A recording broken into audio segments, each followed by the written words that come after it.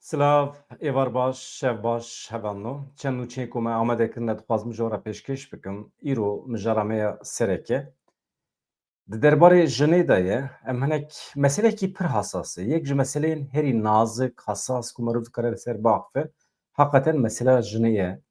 Nîvê civaka dunyayê ji jinan pêk tê, heta ji me re wan zêdetir e jî. Çima mesele hesas e?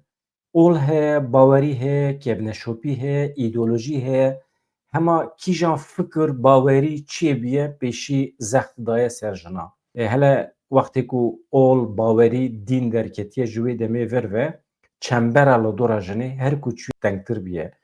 Dibin navê urf û adetê de, dibin navê namûsê de, zexta li ser jinê zêde biye. Ji ber vê hinek hesas e, dema merû dikeve nava şîroveyan, divê merû hinek baldar be. Çünkü her cara ku tu şîrove dikî, tu dikarî oldaran bihişînî, tu dikarî îdeolojiyên siyasî bihişînî, tu dikarî zerar bidî urf û adetan ê civakan. Ji ber vê yekî hesas e. Çima em behsa vê meselê dikin? Hevalê min nivîskar Cemîl Oğuz nivîsek nivîsandiye di diyarnamê de min îro xwend, gelekî kêfa me hat ji vê nivîsa wî re. Bixwast ez bi we re parve bikim, tê de çi heye? Ev her du insanên ku hûn dibînin, her du jinên ku hûn dibînin ser ekranê, Dîlan Karaman, Özgü Kaya, ji kîjan netewê ne qet nemîhîm e. Dibe ku Ereb bin, Kurd bin, Tirk bin. Alî wan ê hevbeş heye, her du jî dikenin. Lê îro yek ji wan ne li heyatê ye. Yek li heyatê ye, kenê xwe de domîne. Ya ku nikare kenê xwe bidomîne, ya ku ne li heyatê ye, Kurd e. Ji we ye. Bi zimanê we diaxivî. Çima tu ne li heyatê? Hem jî bi riza dilê xwe xatir xwest ji heyetê. Çi bû sebeb? Dîlan Karaman çima kêfa wê ji me re nehat? Çima nexwest çend rojê din jî bimîne bi me re? Ew kîjan jiyan bû ku zêdetir bala wê dikişand? Çima ji me nefret kir? Çima ji heyetê nefret kir? Çima kenê wê te mirî? Cîrana me, hevala me ya kar, însanên derdora me. Ez tenê nabêjim jin, ez firqî naxim na bira jin û mêr. Çima nakenin? Çima bêhuzûrin? Çima xemgînin? Çima em nikarin xemgîniya wan bigirin, şahî bidin wan? İnsan çima ji şahiyê ji kêfê direvin? Yek ji nimetên herî xweş ku xweza daye însan, şahî ye, kêf e, ken e. Çima jê bêpar dimînî? Yine ew ê derdora me ku nahêlin em bikenin. Yine yê derdora me ku zext didin ser me. Dibin her navî de. Kîne ew qasa girêdayî kevneşopiyê ne, urf û adetê ne. Ew qas medenî ne, hûn ew qas însanin, hûn nahêlin însan li vê dunyayê bişî. Hûn çawa însanin ku însan xwe dikujin di rûyê we de. Di rûyê qalibê we de. Qalibê we dibin her navî de. İnsan ji we direvin, ji xwe şerm bikin. Dünya firê ye, dünya aydê herkesî ye. Dünya aydê heywanan e, lawiran e, aydê heywanên kuvî ye, aydê însana ye. Her zindiyê li ser vê erdê dünya aydê wan e. Yani heqê we tune ye, hûn zext û sînor dayînin pêşiya însanan.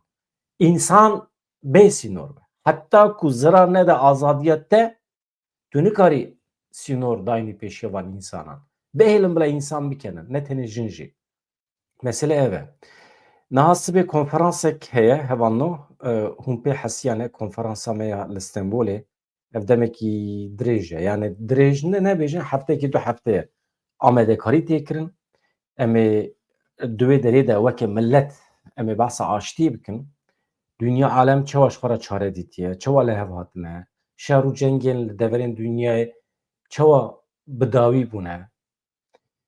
Hinek weke numûne merov dikare vê konferansê pênase bike. Yani em jî wekî Kurd li çareseriyekê digerin.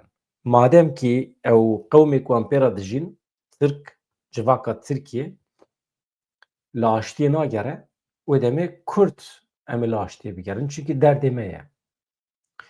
Di roja destpêkê ya konferansa aştî û civaka demokratîk a navnetewî de sibê wê gelek mîvan tevlî bibin. Ji qada navnetewî, ji deverên cudayê dunyayê, ji cîhana Ereb însan hatine wê tevlî bibin. Yek ji wan jî İlham Ehmed e. İlham Ehmed ji Rojavayê Kurdistanê tevlî dibe. Normal hatibû plankirin ku were Tirkiye, were Stenbolê di konferansê de were pêşwazîkirin. Piştî konferansê jî biçe rayedarên dewleta Tirkiye bibîne, biçe İmralî, Rêzer Abdullah Öcalan bibîne, çend rojan li Stenbolê bimîne. Xweş dibû lê dewleta Tirkiye rê neda.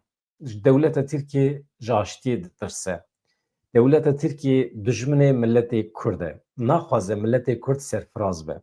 Naxwaze serkeftî bê lê naxwaze serfiraz bê jî. Binêrin. Wî rojê min ji we re basa du gotinan kir. Serkeftin û serfirazî. Me ferqiya wî pirsî ji we bersiv neda. Eger we bersiv dabe jî min nêdîye. Niha dewleta Tirkiye naxwaze em bi ser bikevin. Yani serkeftin. Dewleta Tirkiye di aynê demê de naxwaze em serfiraz jî bibin. Serfirazî bê ku em rezîl û riswa bibin, em bigihêjin hedefa xwe. Baş e? Ew jî dikarin serfirazî tiştekî wisa ye em bi hev re Tirk jî dikarin serfiraz bin, em jî Kurd jî dikarin serfiraz bin. Yani di aynı demê de her du jî serfiraz dibin. Wextê ku aştî pêk were. Wextê ku şer bidome muheqaq yek ji me wê bi ser bikeve. Ya ew ê bi ser bikevin ya Kurd wê bi ser bikevin. Ji ber ku ew têkçûna me weke serkeftina xwe dibînin, em jî têkçûna wan weke serkeftina xwe dibînin. Serkeftin û têkçûn hevû du temam dikin. Ama serfirazî ne wisa ye? Serfirazî di encama aştiyê de em her du alî jî dikarin serfiraz bin. Ev bi vî şiklî. Îcar İlham Ehmed çi dibe? Nehîştin ya. Nehîştin İlham Ehmed were Stenbolê. Wezîra Karê Derve ye. Wezîra Karê Derve ya Rojavayê Kurdistanê. Navê wan pir ecêb e hevano. Navê dibêjin Hevseroka Desteya Tekiliyên Derve ya Rêveberiya Xweser ya Bakur Rojhilatê Sûriyê İlham Ehmed. Ez dibêjim Wezîra Karê Derve ya Rojavayê Kurdistanê. Kî naxwaze hevano? Wezîra mirova ya Karê Derve bi vî şiklî be. Kî naxwaze? Aha, di înadê Tirkan de, di înadê xelkê de hevano hemî jê re qelb bişînin ji kerema xwe re. İlham Ehmed sibê tevlî konferansa navnetewî ya Stenbolê dibe. Ne baweyekî fîzîkî lê bi rêya Zoomê li ser înternetê tevlî dibe. Ez ji we rîca dikim ji bo xatirê İlham Ehmed her kes bila qelb bişîne. Em jî hes kin, em ji rêveberên xwe hes kin. Bila însanê me wisa devkem bin. Li derdora we, li ciyê kar we dît eger însanekî eyar dide jinan, eger însanekî pêşî li kenê jinan digire, muheqaq însanekî xirab e. Tu carî di jiyana xwe de pêşî li kenê jinan negire hevana. Bravo, mala we ava. Hema qelbê xwe bişînin, hemî bila here ji rêzdar İlham Ehmed re.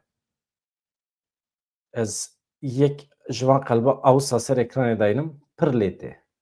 Ne? Awsa. Bila bimîne li ser ekranê. Çav lêriya ku İlham Ehmed bi rêya telekonferansê axaftina destpêkê ya konferansê bike, sernavê sereke yê konferansê pêvajoyê aştî û civaka demokratîk e. Wê di vê çarçovê de tecrübeyên li welatên cuda bêne nîqaşkirin. Ew bi vî şiklî ye. Gelek însan tên ji derdorên cuda. Sernavê sereke yê konferansê pêvajoyê aştî û civaka demokratîk e. Wê di vê çarçovê de însanê bi sporê wê werin biaxivin, sibê dest pê dike, ne sibê ya heştê me hêbû. Kengê bû, sibê bû. Sibê em ê bişopînin, temam e. Bawer dikim şeşê me hêbû, sibê ye. Tê pîlankirin ku ji herêma Baskî heta Afrikaya Başûr, ji Şînfeyne heta Kraliyeta Yekbûyî, ji Kazakistanê heta Belçîkayê gelek kesayetiyên navnetewî werin tevlî konferansê bibin. Konferans wê salona konferansê ya Cem Karaca ya li Stenbolê pêk were. Hevalno vê derê me basa Kazakistanê kiriye, ez dixwazim bi taybetî hevalê me yê Kazakistanê re silavê xwe bişînim. Ez hinek wisa xwe nêz bikim. Kazakistan ji Kazakistanê pir temaşevanê me hene. Pir telefon tên. Hevalno. Ji bo Kazakistanê jî em silav û hurmetê xwe bişînin. Ew Kurdên herî mağdûrin. Di destpêka sed salê de sürgûnê Ermenistanê bûne, ji Ermenistanê jî sürgûnê Kazakistanê bûne. Rewşa wan wê demê pir xirab bû. Feqîrî, xizanî, koçberî, sürgûn. مال و ملکی وان ji destê wan hat girtin. Aniha li Kazakistanê rewşa gelek ji wan baş e. Rewşa aborî baş e, a civakî baş e. Tenê dewleta wan tune ye. Ew jî hêviya xwe bi me ve girê didin. Dibêjin li Bakurê Kurdistanê, li Başûr, li Rojava tiştekî çê bibe qet nebe dibistanê wan çê bibin. Em bikaribin ji pirtûkê wan fayde bibînin. Belkî bi xêra wan zimanê me pêş bikeve. Mirovê me Kazakistanê nizanin ku mala me xirab ye. Nizanin ku me dev ji Kurdî, Kurdiyetiyê berdaye, êdî em tev asîmîle bûne. Em têkoşîna xwe ya siyasî ya ji bo Kurdiyetê jî em bi Tirkî û bi Erebî di rêva dibin. Nizanin ki xwezî nizanibin. Îja niha pir li me temaşe dikin çima kurmanciya min gelek nêzê ya Kazakistanê ye ji min fehm dikin. Ez jî hewl didim Kurdî herî hêsan biaxivim. Silav û rêz ji were hevalên me, temaşevanên me ê li Kazakistanê. Hûn her hebin. Ve ji bo xatirê we. Ez belkî di demên pêş me de, di mehên pêş me de mümkün e em biçin Kazakistanê. Mümkün em biçin Kazakistanê weke kanala me em biçin wê derê. Em hinek rewşa civakî ya Kazakistanê bikişînin bi were parve bikin. Ez pir dixwazim. Eger ronî were, ronî ji xwe re dibim, ronî riha. Muheqeq ew ê were. Ji ber ku Kazakistanê niha temaşevanê me pir zêde çêbûne. Belkî em biçin wê derê em civîn jî çê bikin. Civîn konferans temaşevanê me werin wê derê me pêşwazî bikin pir baş dibe. Em binêrin. Tiştekî wisa di plana me de heye. Di vê naberê de ez bînim bîra we hevanno. Yani hûn jî li deverên xwe li Ewropayê ez zanim li gelek ciyan însan li me temaşe dikin. Eger daxwazek hebe hûn bixwazin kanala me dawet bikin ez û hevalê min ronî riha em dikarin werin. Welatê we em dikarin wisa civîn nava xwe de çê bikin. Hevû du rûbirû bibînin. Pirs, bersiv, sohbet merû dikare bike û hem jî em merû dikare zindî jî vê bike. Yani îcab nake mesela daîmî merû tim li stûdyeyê de. Merû dikare biçe nava hevalan jî. Çend kes dibin bila bibin. 100 kes dibin, 200 kes dibin merû hem zindî dikare weşanê bike û hem jî li wê derê rûbirû be. Tiştê ku se jî merû dikare plan bike. Xebatkarê me hene hemî ne li Ewropayê ne. Ew nikarin werin. Lê demên pêş me de merû dikare biçe Rojava. Hele bila hinek aştî çêbe. Hele bila hinek bihar were hûnê bibînin. Wê çê bibe. Qelbê ku ejmera şandiye ji pir li İlham Ehmedtên pir baş e. Kî naxwaze bila bibehece. Kî van qelban layiqê İlham Ehmed nabîne bila bibehece hevalna. Dewleta Tirkî nehîşt were nava me. Êrişên li ser Elewî, Durzî û Xristiyanan li Rihayê hate şermezarkirin. Ev jî nûçeyekî pir balkêş e, pir kêfa me hat ji vê nûçeyê re. Li Sûriyê hevalno hûn zanin li ser Durzî, Elewiyan li ser Xristiyanan êriş heye ne? Vê dünyayê de kesekî xwedî li wan dernakeve. Ama li Bakurê Kurdistanê hem komeleyên taybet hene, parazvanên mafê mirov hene, bang li neteyên yekbî dikin xwedî li wan derdikevin binêrin. Yani dünya xirab biye, dünya alem ji bo Filîstîniyan radibe serpiya ama ji bo van Elewî, Durzî û Xristiyanan kesekî dengê xwe nake. Li Stenbolê jî kesekî dengê xwe nake. Hemî destek didin wan çetemeteyan. Ya ecayîb tiştekî ye. Îja ji ber vê ez van însanên me pîroz dikim heqeten. Ew komeleya ku ez bas dikim, ev komeleyê hevalno. Li Rihayê jî li Bakurê Kurdistanê pêkatiye. Ev însan heqeten mala wan ava. İnsanên hêjan e. Urfa Emek ve Demokrasî Platformu xwedî li Xristiyanan derdikevin. Xwedî li Durzî û Elewiyan derdikevin. Nûçeya wan jî ev e. Rêvebira Şaxê Rihayê komeleya mafê mirovan îhade Demet Aykut daxuyanî da diyar kir ku hefteya dawî li Sûriyê, Laskiyê, Ceble, Himsê nüfusa Elewî û Ermenan dibin êrişên giran ê Heyet Tehrîr el Şam Heteşê dane yani hikûmeta demkî ya Sûriyê. Aykut ragihand ku li gorî agahiyan êriş bi zanebûn têne kirin, gel bi zorê tê koçber kirin, ciyên pîroz yên olî têne xirab kirin, sivîl têne înfas kirin. Ev hemî di çarçova planekî de ye ji bo însan ji wan hereman dûr kevin. Di daxuyanî de hate destnîşankirin ku bûyerên diqewîmin li gorî hiqûqa navnetewî sûcê şer e. Sûcê li dijî mirovahiyê ye. Di daxuyaniyê de bang li netewek bî hate kirin. Bang li Konseya Ewropayê, bang li mekanîzmeyên mafê mirovan ên pêwendîdar hate kirin, bi lez û bez wezîfeya xwe, mîsyona xwe bînin cî xwedî li wan derbikevin dibêjin. Platformê bi kurtasî ev daxwaz kirine. Yek, êrişên li ser Elewî, Ermen û Durziyan tavilê bêne rawestandin. Mekanîzmayên navnetewî bikevin dewrê, lêpirsînên pêwîst bêne kirin. Bersiv ji pêwîstiyên bingehîn ên sivîlan bêdayîn, yani bersiv ji pêwîstiyên bingehîn ên sivîlan bêdayîn ku ji cî û warê xwe bûne, vegerewan ya bi ewle were pêkanîn. Hevok şaşatiye nivîsandin, yani divê pêdiviyê wan çi heye ê ku koçber bûne werin cih di wê manê de dibêje. Tirkiye jî di nav de hemû dewletên li herêmê helwesteke ku pêşî li şer bigire divê nîşan bidin. Piştî daxuyanî endamê Şaxê Rûheyê Komeleya Çanda Elewî Kemal Atalar got em êrişê şermezar dikin, em bang li hêzên navnetewî dikin ku bi berpirsiyariya xwe re bin. Hevan da. Ava ya yekê ez wana pîroz dikim, pir kêfa me hat ji vê nûçê re. Em helwestekê bi vî şiklî daîma dixwazin. Tim hebe. Niha em warin ser vê meselê hevan do. Yek Dîlan Karaman, yek Özgür Kaya. Ê nivîsiye hevalê min ê rojnameger Cemîl Oğuz e. Ez vê dayînim ser ekranê bila Cemîl Oğuz ji Diyarname. Ewsa. Maxset em bizanin çavkaniya nivîsê. Diyarname malpereke kovarekê Kurdî ye. Yani malperek ez jî tê de dinivîsînim, yani ez jî qaşû yek ji nivîskarên kovarê me. Lê kêm dinivîsînim van demên da vê hinkî min dest bi YouTubeê kiriye. Gelek çîrokên min ê pir xweş hene tê de. Di YouTube'a Diyarname de jî nivîsan dixwînim bi giranî. Hevalên ku mereq bikin dikarin biçin godar bikin. Hem YouTubeê û hem jî kovara Diyarname bi xwe dikarin biçin bixwînin. Ez bi xwe jê fayde dibînim.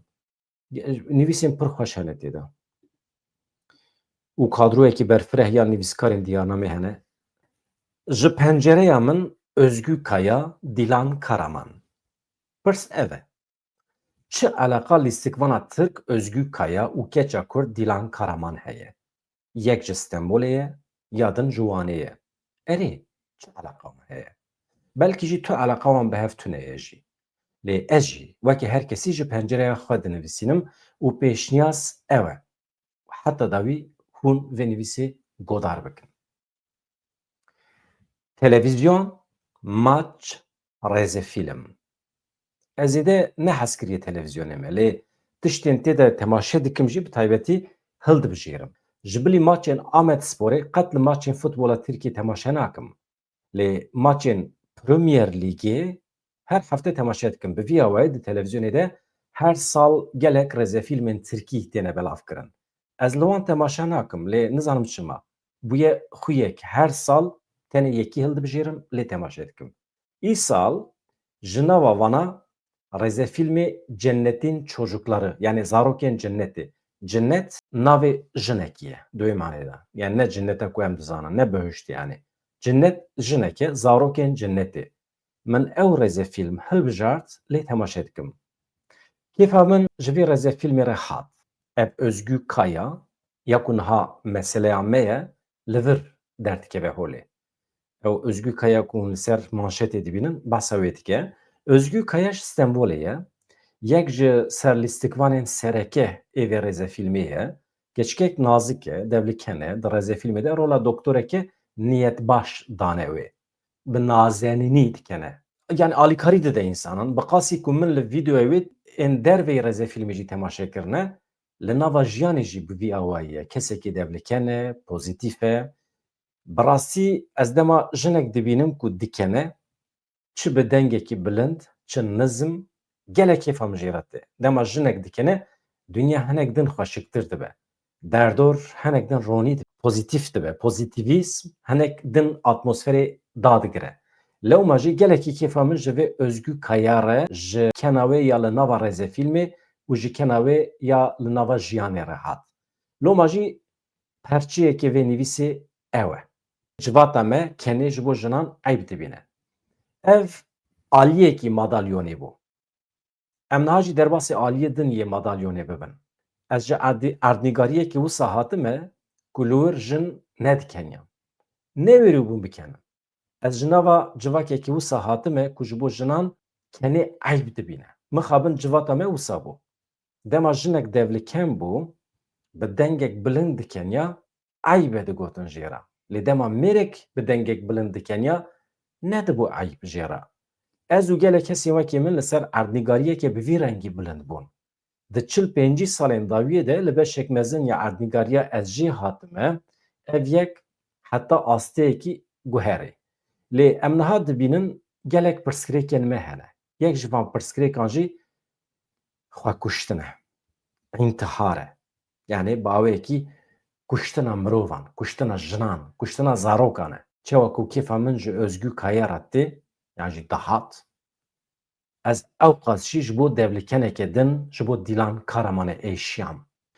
Dîlan Karaman rojnameger bû, şêwirmenda siyasî bû.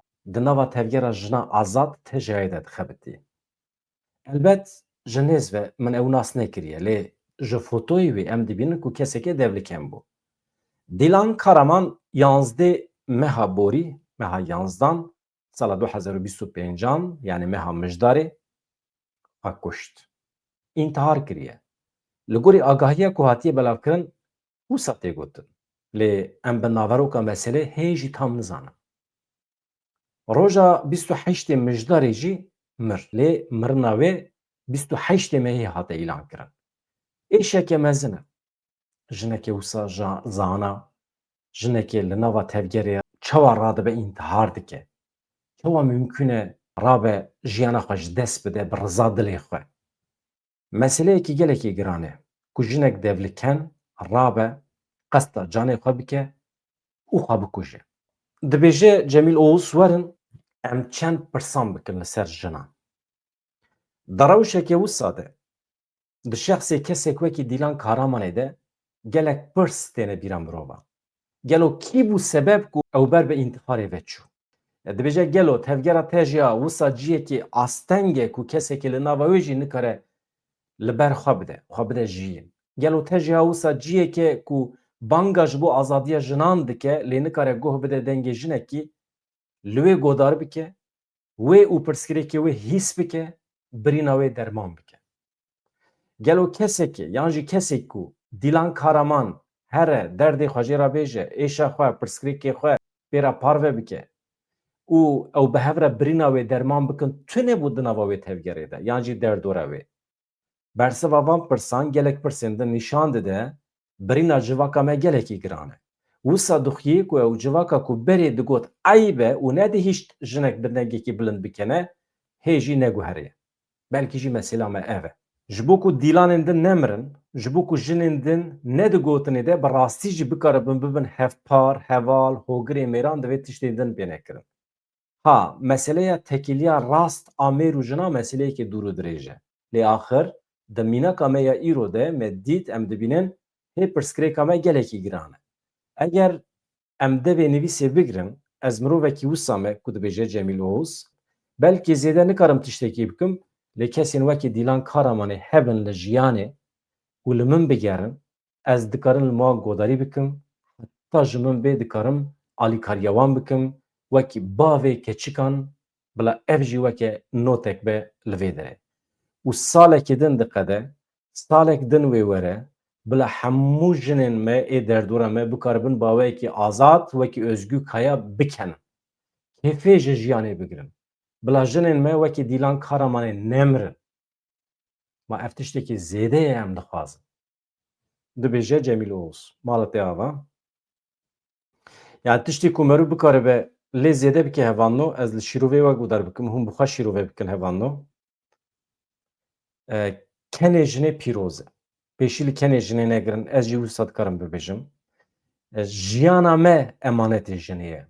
Tişta ku mesela civak ji aliyê jinê ve tê avakirin, zarok ji aliyê jinê ve tê perwerdekirin, malbat ji aliyê jinê ve tê saskirin, dayîk pîroz e. Van tiştana ne tiştê rêziyê ne, wextê ku hûn hîs bikin tiştekî din e. Ji ber vê pêşî li kenê jinê ve bikin. Şermek pir mezin e ku dîlan Karaman xatir ji jiyanê xwest û çû. Yan jî beyna xwe li jiyanê xist û çû. Ji bo me şerm e. Ew çû rizgar bû, çû xilas bû. Yani îşev min nexwest ez dirêj dirêj were nûçe pêşkeş bikim. Pir nûçe jî hene ama nûçeyên wisa acîl ku mirov nebe nabe tune ye. Normal îşev hinek sakîn e. Tiştekî din ji we re bêjim, belkî di demên pêşme de ez lêkolîn bikim. Hevalên me ê li herêmê jî dikarin lêkolîn bikin. Ez vîya dî rakim. Niha hûn Şirnaxê zanin, hûn Cizrê zanin, hûn Silopiyê zanin. Ne wisa?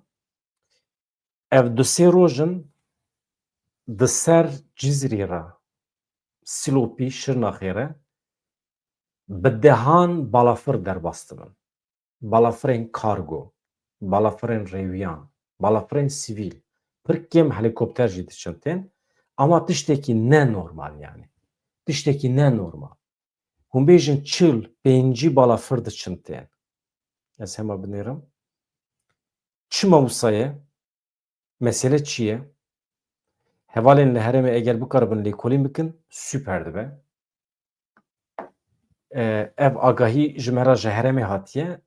Di demên pêş me de eger em lêkolîn bikin tiştekî pir ciddî be, eleqa wî zêde bi mesela me re bi Kurd û Kurdayetê re hebe, ez ê vê derê wekî nûçeyekî taybet ji we re pêşkeş bikim. Lê tenê divê em zanibin, ev di saetekî de çil pêncî balafir çawa dikarin di ser Cizrê û Silopiyê û Şirnaxê re herin û werin? Çawa mümkün e? Ev balafir diçin ku derê? Balafirê kargo jî hene. Çi bi xwe re dibin? Gelo diçin Mûsilê tên, gelo diçin Hewlêrê, haya me jê tune ye, gelo ev firînên dervê rêzê ne.